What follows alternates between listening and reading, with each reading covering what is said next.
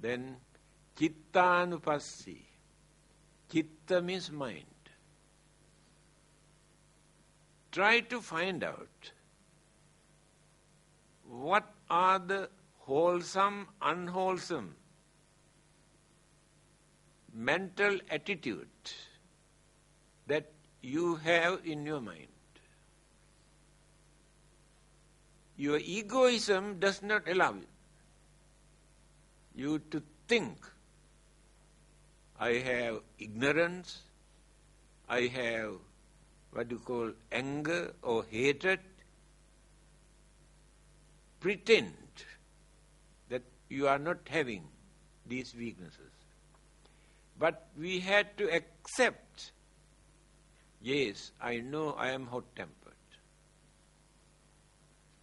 Then you get the chance to concentrate on that, to reduce and reduce and reduce and reduce and to tame the mind. That is meditation. No religious label for this. Anyone who got a mind can do this. You understand the nature of your own mind. What are the good qualities in your mind by nature? Kindness, sympathy, honesty, patience, tolerance. These good qualities are also there in your mind. Then try to cultivate all the good qualities. Concentrate on them. Development of the mind. Taming the mind. That is called meditation. We have completed 3 items. Last one is Dhammanupassi. Dhamma gives many meanings. Teachings of the Buddha is also called Dhamma. Universal law or natural phenomena also called Dharma. Then we had to concentrate on the nature of natural phenomena, universal law, not created by anybody. The world exists because of these natural phenomena or universal law. But we create our own imagination, not knowing what they are. Things come into existence. How they exist? Due to combinations of elements and energies. Start from molecules from the very beginning. Then go on developing and developing and developing and developing, and later an object come into existence. But this is impermanent. This never remain forever without changing, without decaying and disintegration. Whether it is life or planet or any other object, anything that which exists in this universe, all are impermanent. They exist for a long period, but while existing, going on changing. After changing, decaying. After decaying, disintegrate, dissolved. Elements turn into elements, energies turn into energies. That object disappears. Now let us take this earth. This is an object. Do you think this is permanent? Do you think this remain forever? No. The sun and the moons and the galaxies or universes, anything that which exists, everything is going on changing, decaying and disappearing. This is the universal law. But many people believe this is created by the God. That is their concept. But this is natural. There is nobody behind to handle this. That is called universal law. Universal law is not created by another person. Then we will come to know what this world is. What this universe are. So many universes, not only one. Then we realize the real nature of existence. Now this earth, which we are living on, divided into 4 periods, according to the Buddha. Sangvarta, Sangvartasthai, Vivarta, Vivartasthai. 4 periods. Existing period. Now this is existing. We are living. We think this is permanent, forever. No, we are wrong. While existing, it is going on changing without our knowledge. Not noticeable. It may take so many thousands or millions of years for us to understand the changes. How changes have taken place. After that, start to decay. Going on decaying. Why? That component things combine together as a bundle with the earth or planet or life or plant or hill or rocks, anything. The binding factors, energies, started to loosening. Then later all the element separate, energies separate. It is natural. 4 stages just now I mentioned. Existing period, changing period, decaying period, and disintegration. Disappear. After that, when this question was put to the Buddha, what is the origin of this world? What is the origin of this life? The Buddha said,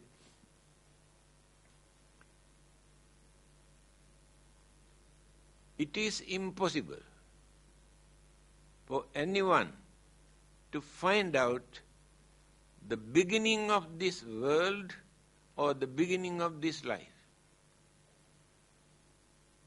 Because of this. Now, after ending this existing world, completely disappear. But dispersed particles, molecules, atom, neutron, proton, electron, gravity, gas, magnet, all these energies no one can destroy, remain. These are energies. Again these energies slowly, due to gravity and magnet, combine. Molecules. Then the formation started to take. That is why the Buddha says there is neither beginning nor end. I remember Bertrand Russell, one of the best intellectual freethinkers in England. He said, in his book, amongst the founders of all those religions, I respect only one man. He is the Buddha. Although he was not a Buddhist, he has no religion. Why do I respect the Buddha? The Buddha is the only religious teacher who never made false statement about the beginning or the origin of this world. Because he knew what this world is. But all the others said, this world was started in such and such time, created by so and so. It shows how poor their understanding capacity. The Buddha knew what this world is. Therefore he said there is neither beginning nor end. Beginning become the end become the beginning, joined together again. Now, setting sun here in this country today become rising sun in another country. So setting sun is not the ending of the sun, reappear again. So everything that which exists, change, decay, disappear, again energy is combined together, formation take place. That is the four method introduced by the Buddha for us to concentrate. When understanding appear in our mind will be free from all the weaknesses and defilements and evil forces, sufferings, complete liberation, salvations, deliverance, final goal. We gain when our mind be developed up to that extent. This is the nature of the mind. Without using our mind, we cannot gain salvation from another person. Buddha says, Tumhehi kiccang atappang akkhataro tathagata. The Buddha can tell you what to do and what not to do for you to find out your salvation.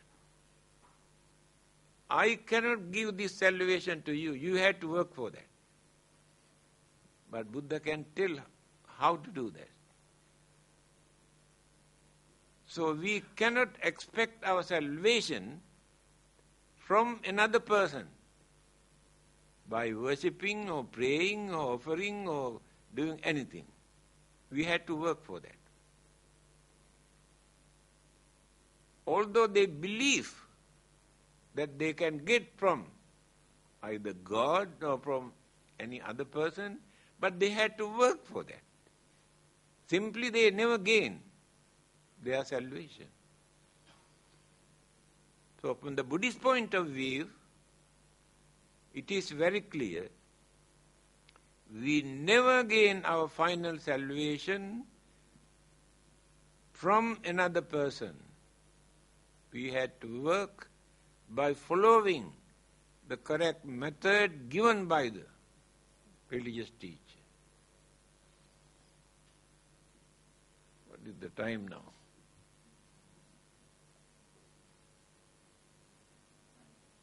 9. Pardon? Still can carry on. What do you want me to do? Why not we have discussion? Because there are many things to discuss. Because we are not here to argue or to fight or attack or criticize or condemn, but to know something, to understand something, how far we can get together, work together, and how far we can develop our good attitude, how far we can reduce our weaknesses. These are the main purposes. Thank you, Chief Reverend. Although the Chief Reverend said that the mind is asexual, the organizing committee will not be responsible if the male use a female toilet. Please bear in mind. We are still in this world. Anyway, I open the floor now for questioning. Please use the mic for the benefit of those who are present here, so that we can hear the question.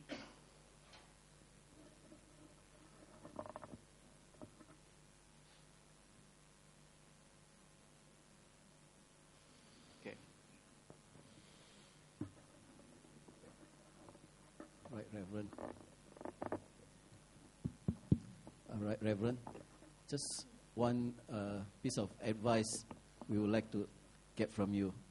That is, we realize and we can observe there's so much of destruction of the world going on simply due to man's selfishness and greed. He doesn't know what actually keeps him alive. What he needs to survive, he has forgotten. What he knows what he needs to keep his greed and selfishness going. What is your advice to the environmental destruction of the world? Thank you. Right, Reverend. Only advice that I can give from the Buddhist point of view, they behave or they do all those things by misusing their craving, selfishness, jealousy, hatred, because of their ignorance.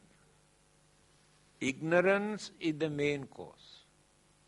If there is no ignorance, they never misuse those things to disturb or for destructive purpose. Therefore, all these troubles start from ignorance. That is why it is necessary for us to know, to understand. Just now I explained the 4 items recommended by the Buddha for us to know. When we understood, then we can reduce so many misconceptions, bad ideas, cruelty, jealousy, anger, through this understanding. Therefore, by force, no one can stop. The more we use force, the more they aggravate the situation. The other day, I mentioned United Nations Constitution. They have drafted in the United Nations Constitution, war begins in the human mind. At the same time, peace also must come from the human mind. We can pray, we can worship, we can burn lot of papers and joysticks asking peace to come down. It never come down from anywhere. It must come from the human mind. They are repeating what the Buddha has said. In Dhammapada, the first sayings of the Buddha, he said, Mano Pubbangama Dhamma. Very simple saying. Mano means mind. Mano Pubbangama Dhamma. Human mind is responsible for all those good and bad things that which exist in this world. Not the animals or ghost or devil or God, but human mind. Human mind create violence and bloodshed as well as peace. Nobody else can do that. To reduce this, we must develop our understanding by reducing our ignorance. We have more ignorance in our mind. Understanding is very little. Just like huge iceberg in the sea. We can see only little bit on the top. Iceberg is under the water, we cannot see.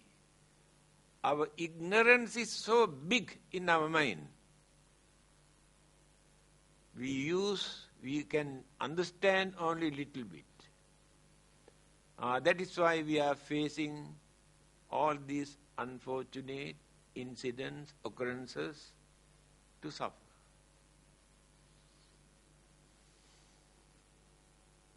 Thank you. Next question.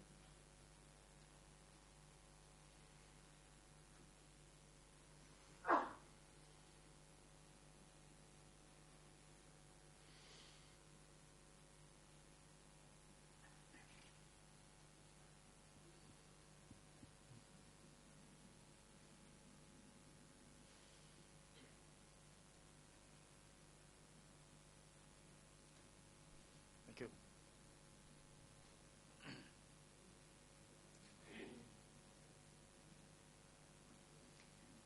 Chief Reverend, some religions seem to have a problem of accepting certain scientific theories like the Big Bang and evolution, that we come from monkeys. Do Buddhism have this problem accepting these scientific theories? Question number 2. About meditation, I have heard other Buddhist monks who say that, to meditate, we must clear the mind. They even give a formula, clear mind, breathe in, don't know, breathe out. But just now, when you were talking about meditation, you seem to insist on focusing on object, either it's a pain or the body or the good feeling or something. So how do you reconcile the two? Thank you. Yes, sir.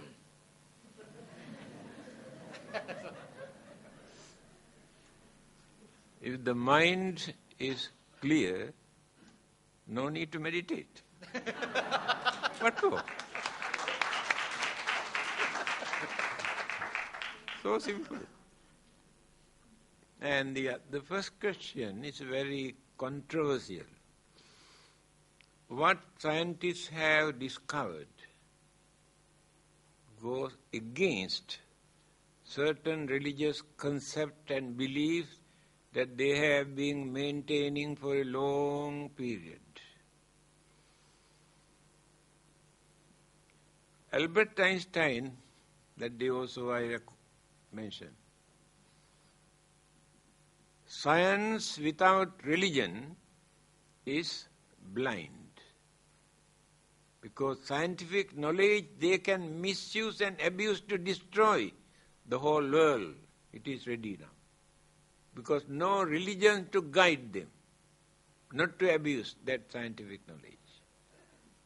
Again he says, religion without science is lame or crippled. What is happening? Scientific discoveries try to topple the religious belief that they maintain for a long period. Religion or religious belief they maintain not through experiment in a laboratory, through their belief. Religion started with their belief. So what they believe according to their way of thinking at that time, recorded, accepted as truth. But scientists could not satisfy. Without depending on God, without depending on religion, by using their independent intelligence. They discovered so many things that people have never heard, never thought. H.G. Wells, I think many of you know, well-known world historian. He says, according to our holy books, this world was created only few thousand years ago. H.G. Wells says. But when you study geology, we can understand it has taken millions of years for this earth to cool down, settle down, for life to come into existence. Therefore, how can we accept what is written in our holy books? These are the problems they had to face because of scientific discovery. 1998, Pope John announced, there was a big article in the State Times, very clearly mentioned, human beings were not created by the God. They come into existence due to gradual development of evolution. Pope John. I discussed this matter with the Archbishop, Sotapanandus. Why Pope says like this? Then he said, actually his idea is, this body is not created by the God. He creates only soul. That is why he says, this human life is not created by the God. But when you refer to Albert Einstein, religion without science is lame, crippled, not practical at all. Now they try to compromise, accept certain discoveries created by the scientists. Then religion become active. Therefore, we should not depend on our belief, what they have maintained for a long time. When you read certain Buddhist books, we can see certain stories, certain incidents, but when you compare with the modern education, cannot accept. At that time, the way how they believe. Now take for instance,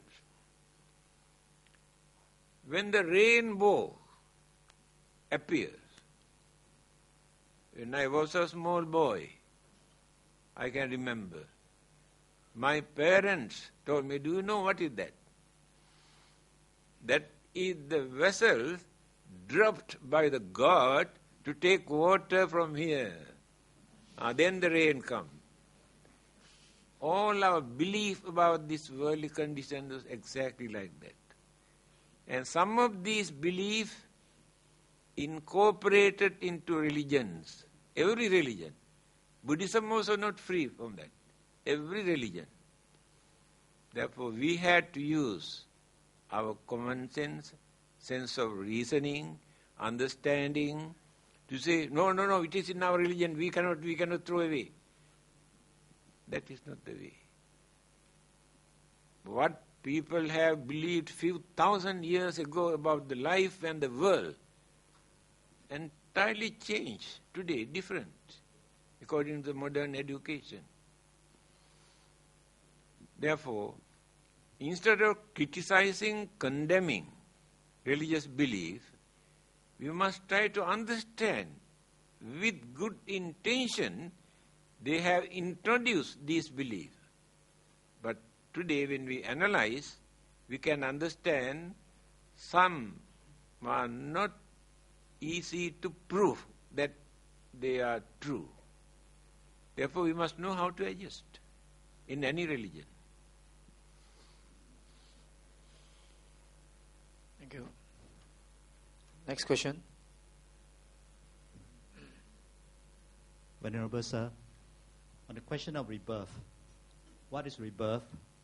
And does rebirth confine only to certain religious teachings?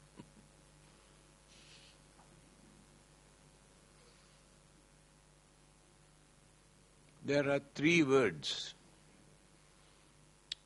Three means reincarnation, transmigration, and rebirth. Transmigration used by Hindu, and today Tibetans also use that word, transmigration. Sorry, not transmigration, reincarnation. Reincarnation. Transmigration means the soul migrate from life to life, if not straight away, either heaven or hell. That is called transmigration. Buddhism does not use these two words. Used only rebirth. That is also not correct. The word used by the Buddha in his first sermon, Dhammacakka Sutra, he said, Natti dani punabhava. Punabhava. Becoming again. That is the word used by the Buddha. No more, we use the word rebirth. That means becoming again. Why become again? People say, why? We cannot understand. Today, religion is not important to understand that becoming again is true. No need to depend on any religion. How many people have remembered their previous birth, explain everything in details? Many people have come from America, Germany, England, having heard, investigated, found out correct what they have said. But that memory remains only 1 or 2 years' time. After that, completely disappears. Just now I mentioned, in our storehouse of consciousness, all our memories are there. That memory suddenly appears. Again, when we hypnotize a person, there are many cases, they have explained their previous birth, all the details, and spoke a language that this person never learned within this lifetime. There are many cases in Australia and some other countries. These two things are more than enough for us to understand that whether we believe or not, belief is not important. Things never take place in this world according to our belief. Birth is natural, sicknesses are natural, old age is natural, death is natural, no need to believe.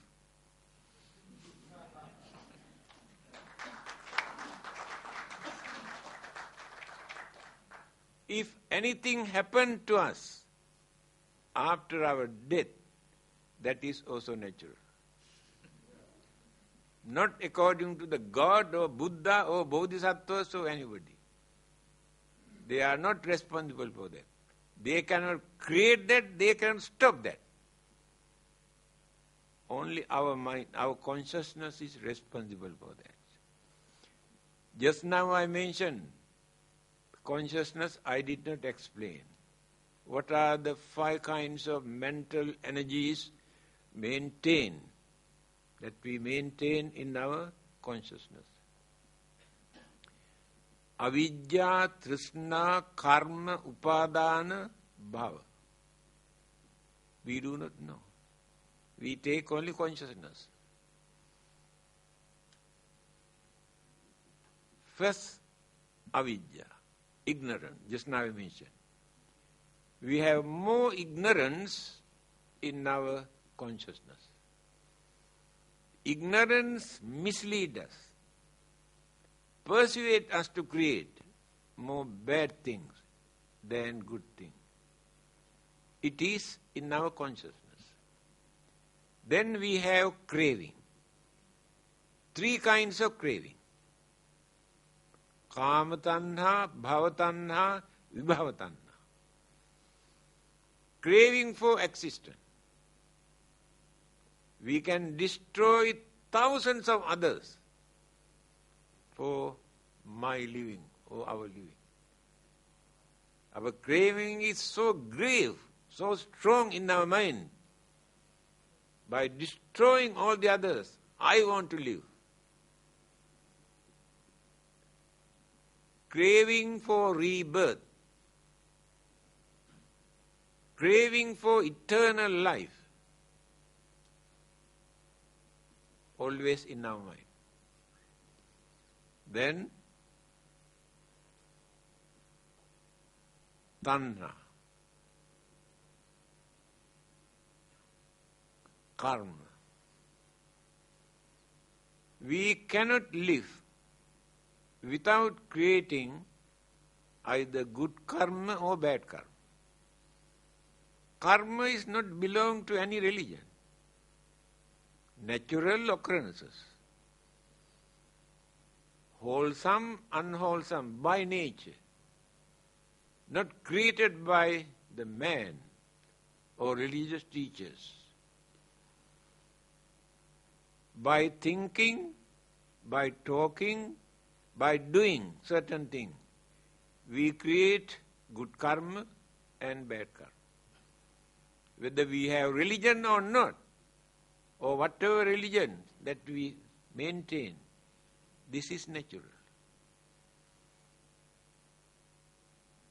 When we develop hatred, anger, jealousy, grudge and ill will in our mind, we create bad karma.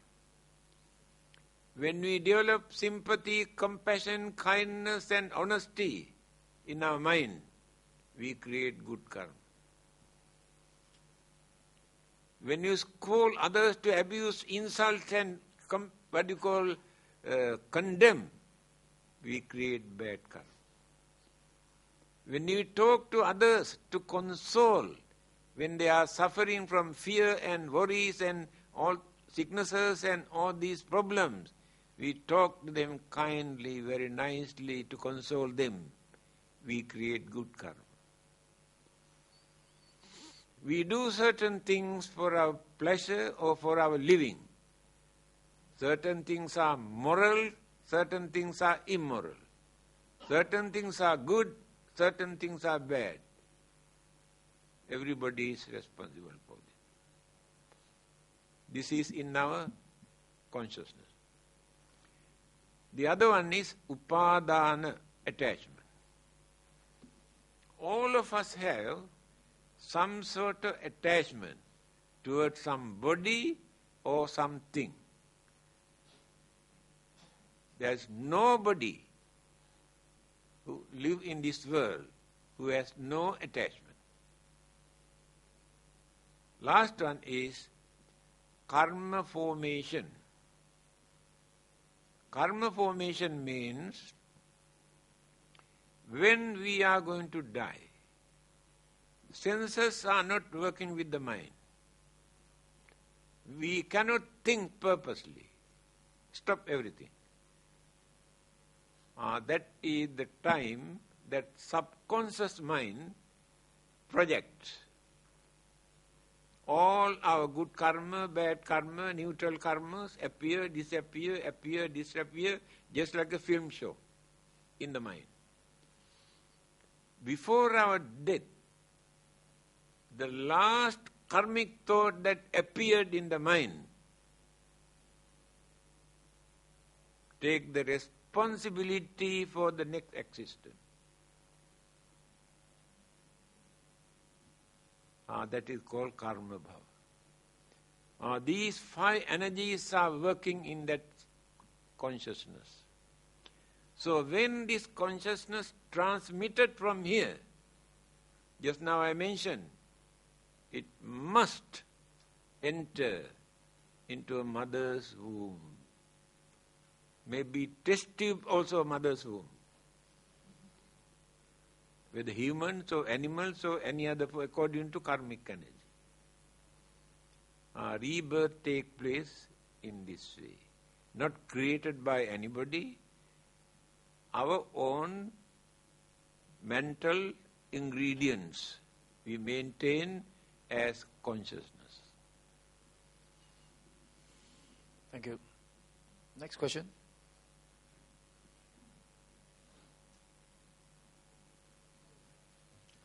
Chief Reverend, can I pose a question to you? You are going to post.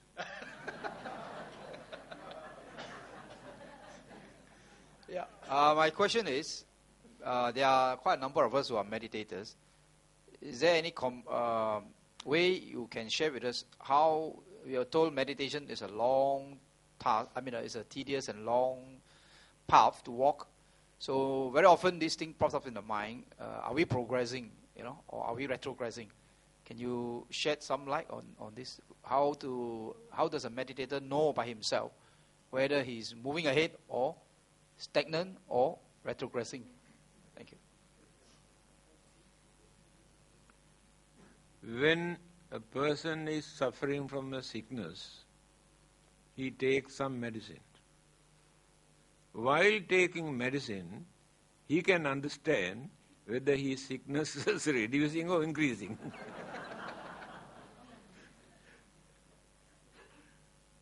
What is the first one? Okay, my first question is, what is the purpose of life? Oh, that's right. And my second question... Wait. Okay.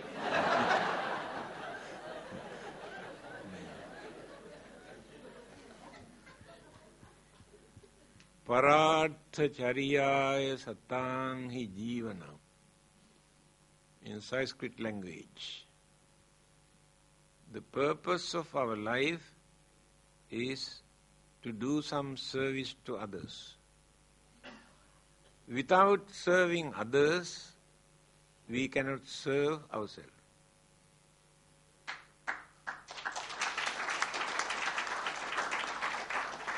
No, that is the purpose of our life. Now what is the second one? My second question is, how could religions in this world play a more significant role towards promoting world peace and avoiding conflicts in between religions and communities of different ethnic backgrounds? In my talk I have mentioned, religion is to train human mind not to create violence or disturbances or destruction, but that corrupted human mind misuse religion for their own benefit, to gain more worldly power or political power or material things. So, no one can do anything to promote peace or what you call happiness if we do not change our mind. It never come down from heaven, it never come down from anywhere else, it must come from our mind. If the mind is corrupted, selfish, no one can do anything, they are misusing religion. Religion is a very big business now. Actually, they are not practicing religion.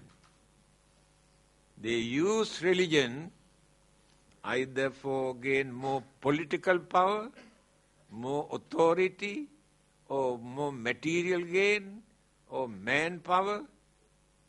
They use religion only for that purpose, but they do not want to practice any religion. They use the name of religion to gain many of these things. See how we use our mind, how unreliable we are. So, what is the third one? Should a religion get involved in politics and to take stand on certain issues, especially? Yes, I can remember. No, it is a good question. Because I have heard on many occasions people say we should not use religion with politics. Should not mix up. They are wrong. The Buddha has given this advice. Anujanami bhikkhave rajanam anuvattitum. First advice, as the followers of the Buddha, to cooperate with the existing government or law enforced by the government. That is the first advice. Second advice, if the ruler of the country punished innocent people, it is not suitable for him to remain as a ruler. He must get out from that. Then he said, if the ruler do not punish the culprit, he is also not suitable to remain. Therefore, the Buddha has pointed out the culprit must be punished. But in Buddhism, there are no religious punishment. Many other religions, they have religious punishment.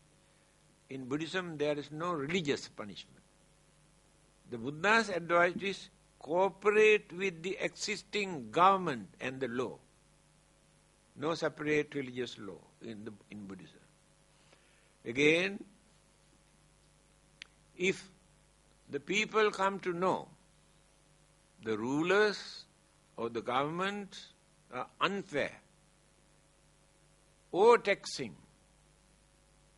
it is their duty to get rid of that kind of politics or political power or the government and establish a good government. Therefore, we cannot say religion should not interfere with politics. Thank you.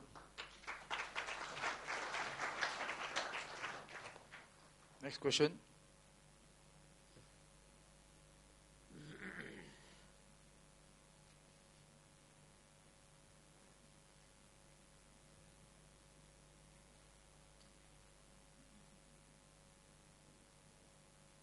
Reverend Sir, good evening.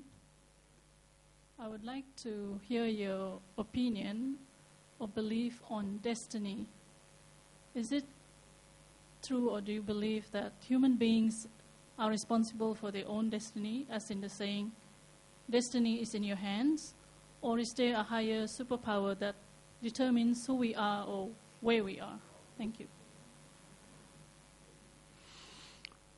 I have very clearly explained. Individually, each and every person is responsible for his or her life. Another person cannot handle this life. According to the Buddha, either the Buddha or God or Brahma or Deva or any other supernatural living being, they have nothing to do with this. I am responsible for my life. If I don't like to suffer, I must know it is bad for me to do bad thing, cruel, wicked, harmful thing. If I like to have peaceful, happy, prosperous life, I must know how to cultivate and develop my way of life by doing some service to others.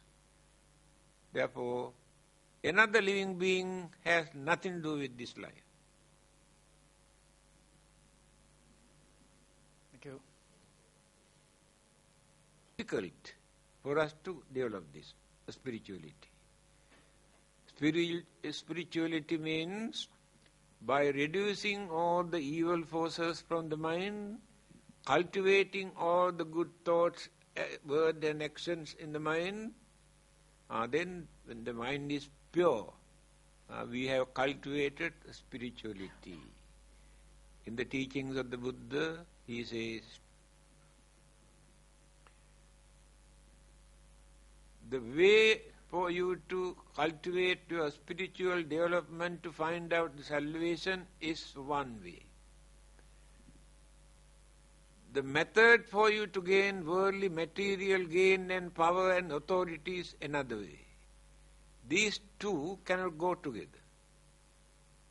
If you want to develop spiritualism, you had to reduce so much of attachment, craving, anger, jealousy, grudge and ill will, then go on developing.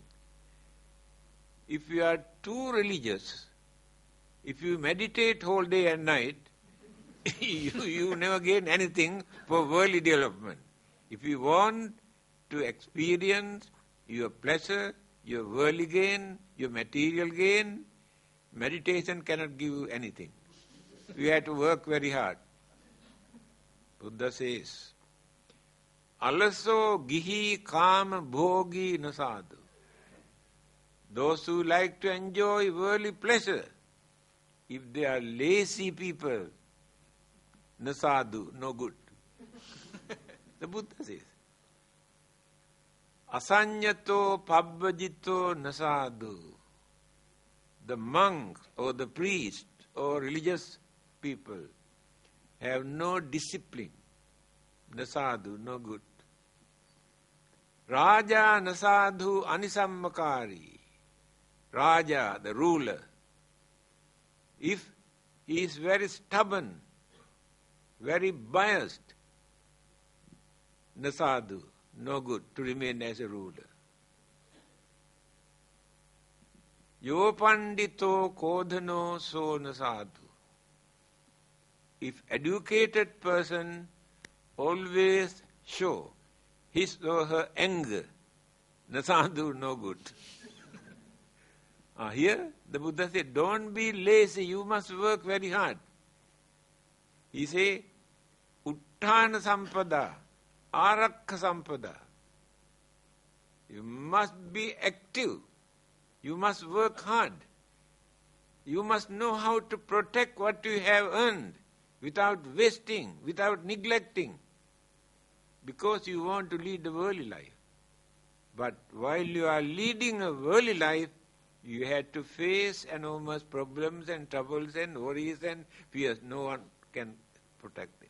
But if you work for the spiritual development, then you had to reduce all those evil thoughts from the mind, cultivate all the good thought in the spiritual development. 2 lines.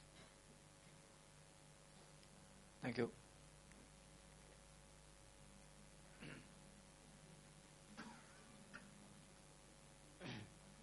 Chief Reverend, so I understand we are entitled to 3 questions.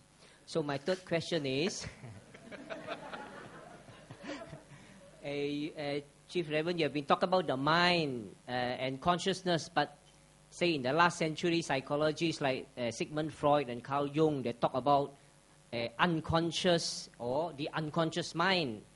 So you are talking about through meditation we can gain control of our conscious mind, but can meditation also help us to gain control of our unconscious mind, for example? Because today psychologists talk about what happened to our childhood, for example, even before age of reasoning, we will somehow influence our adult life, our behavior and actions. So can meditation also help us to gain control of our unconscious mind besides the conscious mind?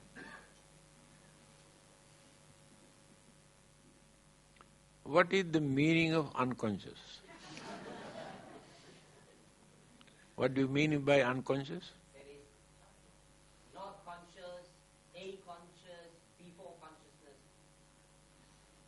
For example, now something happened, child has been abused, for example. So when he grows up to be an adult, this abuse will have influence his actions and thoughts and behavior. They have nothing to do with unconsciousness. Unconscious means when the five senses are not working with the mind, when the mind stops thinking, that is unconscious. That means mind exists, but it does not work, unconscious. So when they meditate, they try to do this.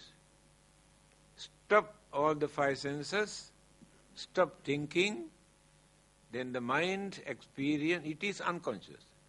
Mind experience the bliss.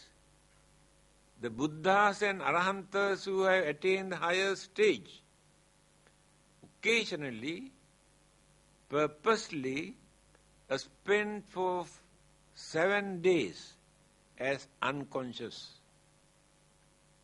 just like dead bodies.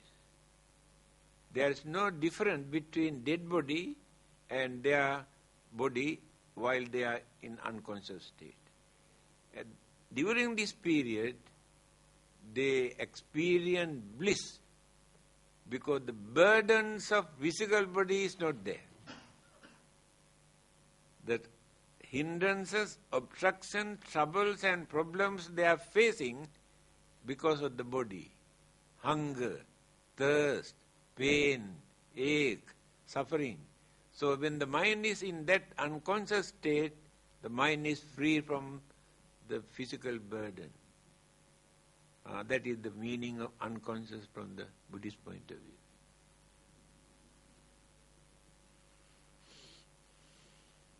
Thank you. It's 9:45. Or one final question.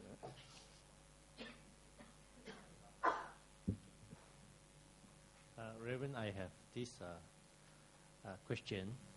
From what I understand of most religion, the emphasis is on faith, on belief.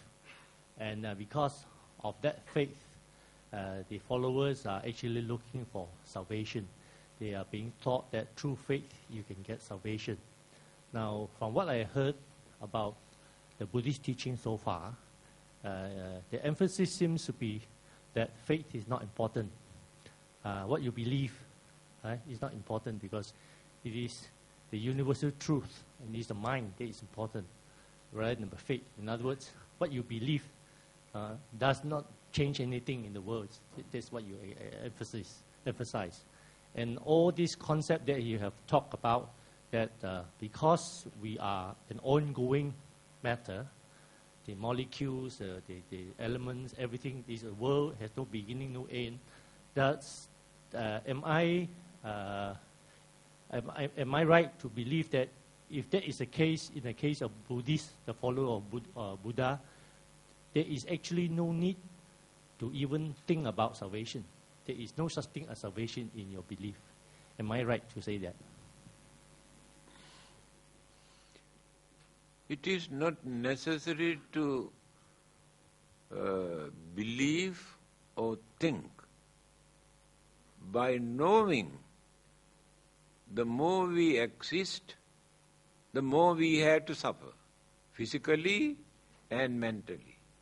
Almost every day, complain, pain, trouble, worries, fear, disturbances, while we are living here. So if we don't like to suffer like this, then we must have an aim in our life. What is that aim? To get rid of all these sufferings and problems and troubles that we are facing. Therefore, religion paved the way what to do and what not to do to get rid of this unsatisfactoriness in our life. So the belief has nothing to do with that, only understanding. Thank you. Yeah.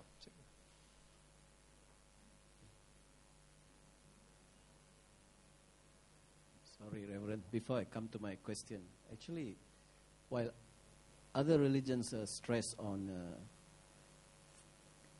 deepness of faith for salvation. Buddhists simply say that your actions will give you salvation. If you do good, your salvation is already guaranteed, not your deepness of faith. That's what I understand. Hope I'm right. Before I come to my question, another thing is the long and short of what we have learned today is that if you're clear in your mind, if your understanding is clear, you don't actually need to go into meditation. Am I right? Okay. Thank you. The other thing is... So you ask, then you answer your question. Yes. Okay, go ahead. Yes.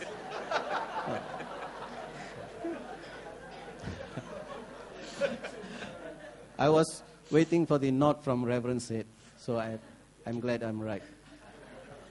The other thing is, I have in my own concept come up with a difference between religion and spiritualism.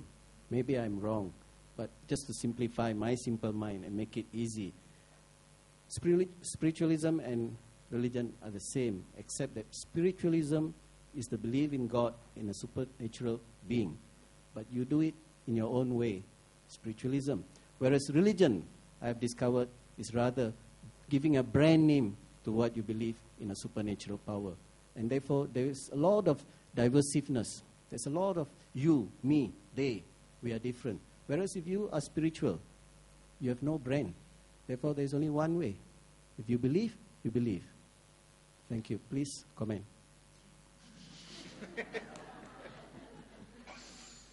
I think your spirituality is a different kind of spirituality. We use the word spirituality, means moksha. In Sanskrit, we say moksha. In Pali, we say mokha. In English, we say salvation, liberation, deliverance, freedom. Same meaning. Why every religion use this word, salvation? That means they admit within this lifetime we are suffering. To get rid of this suffering, must follow this religious way of life for our salvation, for our liberation, for our freedom. That is the purpose of life. That is spiritual development.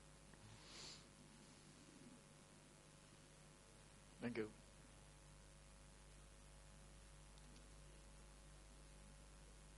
It's now 9:50, so we have come to the end of the Q&A session. So once again, on behalf of everyone, thank you very much, Chief Reverend, for a very beneficial lecture and Q&A session. I'm sure all of us have benefited greatly after hearing Chief Reverend's lecture and responses to the questions fielded. The first leg of Chief Reverend's tour of Sabah has now come to an end. Bhavatu sabba mangalang rakkhantu sabba devata sabba buddhanubhavena sada sotti bhavantu te. Bhavatu sabba mangalang rakkhantu sabba devata sabba dhammanubhavena sada sotti bhavantu te. Bhavatu sabba mangalang rakkhantu sabba devata sabba sanghanubhavena sada sotti bhavantu te. Do you know the meaning of sadhu? Why did you say sadhu? Huh? Excellent. Well done. Well done. Excellent. That means encourage others also to continue when you say sadhu. Another thing, when we say sadhu, that is the end of that program. Understand? End of the program, only we say sadhu. So